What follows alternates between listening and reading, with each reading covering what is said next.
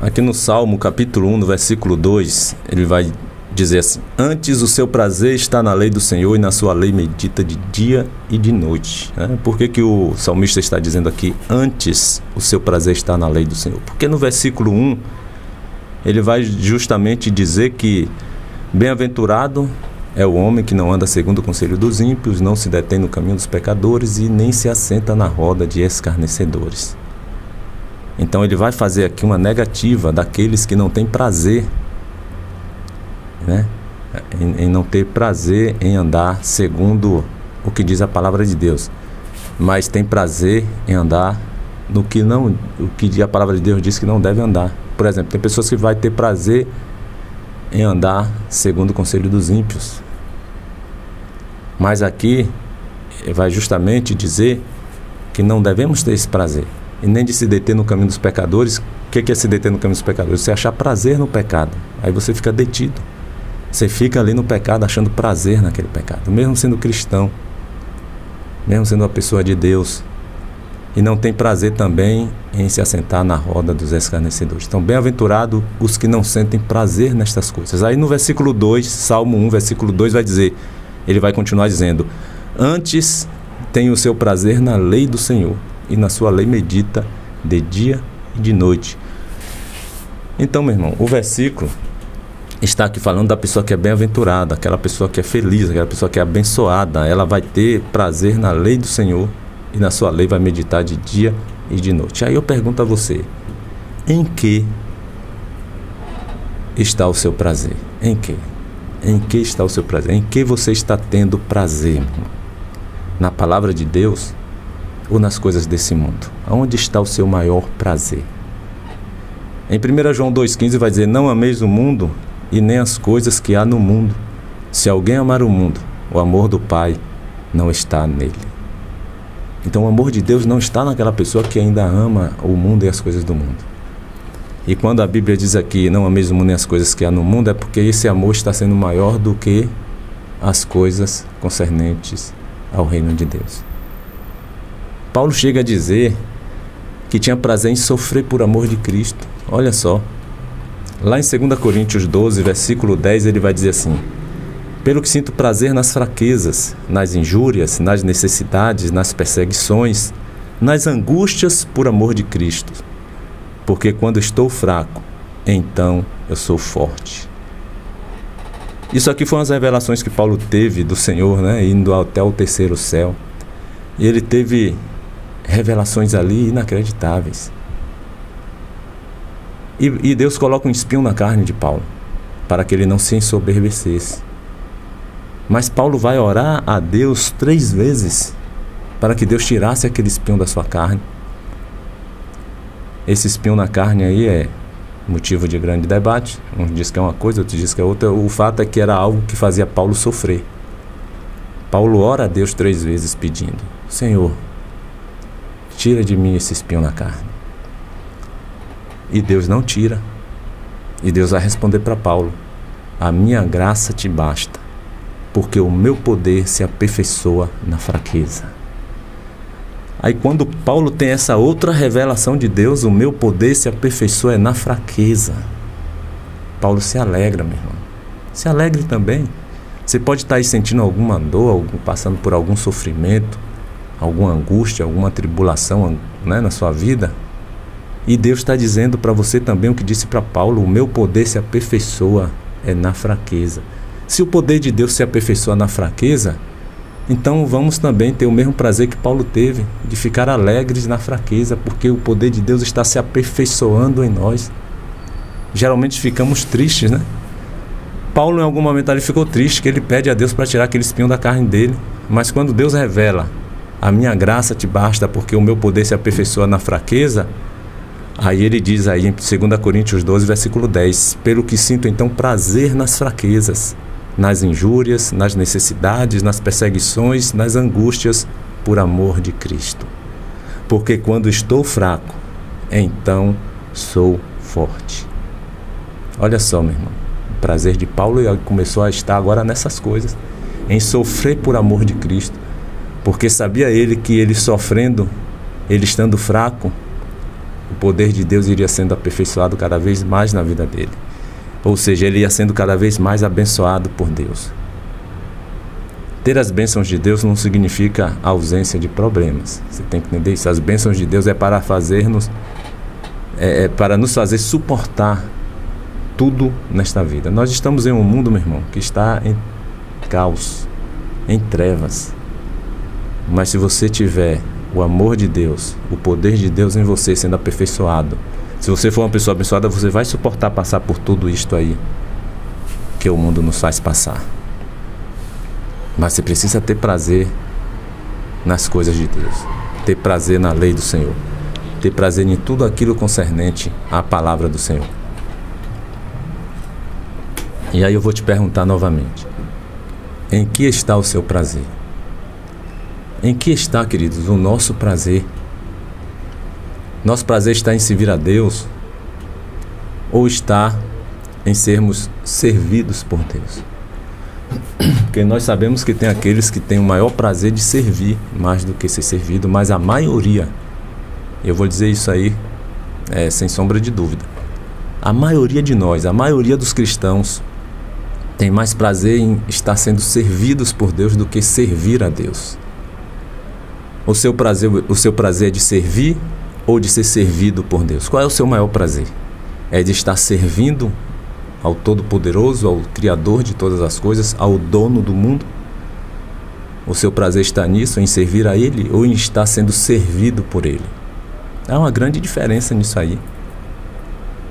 Como eu disse, a maioria dos cristãos querem mais ser servidos do que servirem a Deus. E qual foi o exemplo que o próprio Filho de Deus nos deixou? O próprio Jesus. Lá em Marcos 10:45 vai dizer assim: pois o próprio Filho do Homem não veio para ser servido, mas para servir e dar a sua vida em resgate por muitos. O próprio Jesus, ele não veio aqui para ser servido. Ele não veio para ficar em um palácio, sentado em um trono, e as pessoas estarem ali servindo a ele. Você não viu nada disso.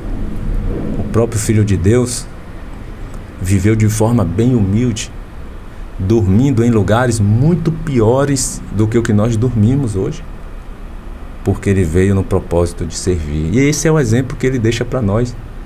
Aquilo que Jesus fez é o que nós devemos fazer também. Filipenses 2, versículo 5. Tende em vós o mesmo sentimento que também houve em Cristo Jesus. O sentimento de Cristo era servir. Servir mais do que ser servido. Ele foi servido? Foi. Claro que ele foi servido. Foi servido por Deus. Foi servido por nós, né? Muitas mulheres estavam ali também a serviço de Jesus. Mas ele se deu muito mais. Ele serviu muito mais do que foi servido. Quando o nosso prazer está na lei do Senhor, queridos, o nosso sentimento ele deve ser sempre esse, o de servir.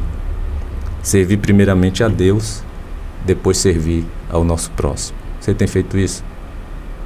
Você tem buscado esse prazer na palavra de Deus, de estar sempre servindo primeiramente a Deus e ao seu próximo depois? Mas o texto diz que o homem bem-aventurado, né, o homem feliz, o homem abençoado, ele vai ter o seu prazer na lei do Senhor. E na sua lei ele medita de dia e de noite. Não basta apenas ler a palavra de Deus. Precisamos meditar. É preciso meditar no que está sendo lido, naquilo que você está lendo. Você precisa meditar. E a gente vê que tem pessoas que às vezes lê a Bíblia correndo. A intenção dela é ler de Gênesis a Apocalipse, ler a Bíblia toda em um ano. Não medita em quase nada, porque o importante para ela é concluir o plano de leitura. Não é isso que Deus quer, não, meu irmão. A palavra de Deus está dizendo que você tem que ter o seu prazer está na lei do Senhor e na sua lei meditar. Meditar demanda tempo, entendeu? Você tem que estar meditando também.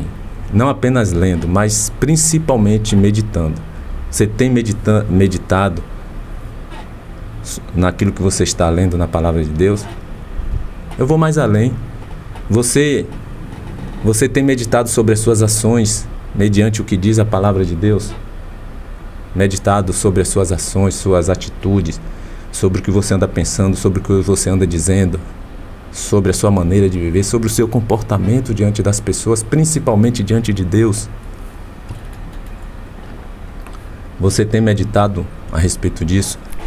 Sobre o que você tem meditado? Nós sabemos da importância da meditação. Cientificamente já foi provado que a meditação ela traz vários benefícios para a nossa saúde. O simples ato de meditar já faz muito bem ao ser humano.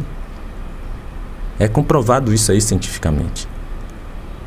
Agora imagine se ao invés de você estar meditando em outras filosofias de vida, em tantas outras coisas, tem tanto tipo de meditação, querida. Imagine se você parasse tudo para meditar no que é mais importante para a nossa vida, na palavra de Deus. Que o texto vai dizer aí: bem-aventurado é aquele que tem o seu prazer na lei do Senhor e na sua lei medita de dia e de noite. Salmo 1, versículo 2. Não é à toa que o versículo nos exorta a meditarmos e não somente está meditando, né? Não somente está meditando, mas praticando a palavra de Deus. E ainda diz que deve ser 2 vezes ao dia. 2 vezes ao dia. Sabemos que tem pessoas cristãs, servas de Deus, que não meditam às vezes nenhuma vez ao dia.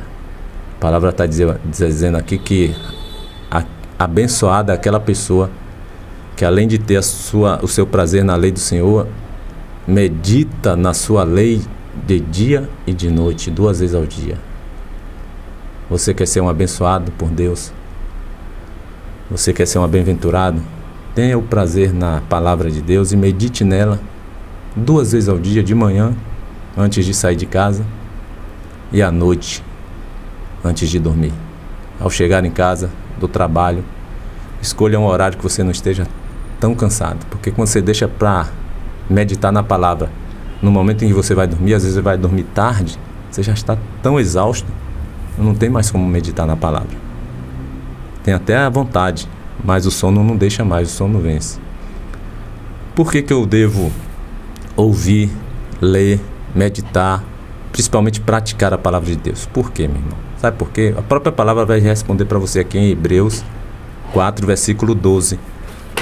Porque a palavra de Deus é viva e eficaz, e mais cortante do que qualquer espada de 2 gumes, e penetra até o ponto de dividir alma e espírito, juntas e medulas, e é apta para discernir os pensamentos e propósitos do coração. Por isso que eu devo ouvir, eu devo ler, eu devo meditar e principalmente praticar a palavra de Deus, meu irmão. Porque é só ela que é viva e eficaz. Mais cortante do que qualquer espada de 2 gumes. Somente ela penetra no mais profundo ser, no mais profundo de nosso ser, meu irmão. Ao ponto de dividir alma e espírito, juntas e medulas.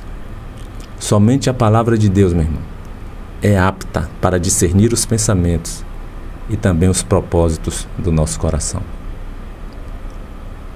Somente a palavra de Deus tem poder para fazer tudo isso. Nenhuma outra coisa tem o poder de fazer tudo isso.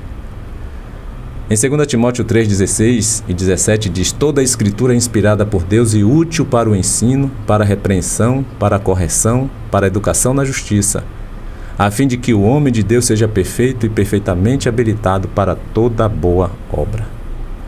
Toda a escritura foi inspirada por Deus, meu irmão. Você tem alguma dúvida com relação a isso? De fato, foram homens que a escreveram, mas não foram de qualquer jeito, não foi homens de qualquer jeito. Foram homens inspirados por Deus e movidos pelo Espírito Santo. E eu vou encerrar aqui deixando 2 Pedro 1, versículo 20 e 21. Sabendo primeiramente isto, que nenhuma profecia da Escritura provém de particular elucidação, porque nunca jamais qualquer profecia, melhor dizendo, nunca jamais qualquer profecia foi dada por vontade humana. Entretanto, homens santos falaram da parte de Deus, movidos pelo Espírito Santo. Você quer ser uma pessoa abençoada? Você quer ser uma pessoa bem-aventurada? Então leia, medite, acima de tudo, pratique a palavra de Deus. Amém?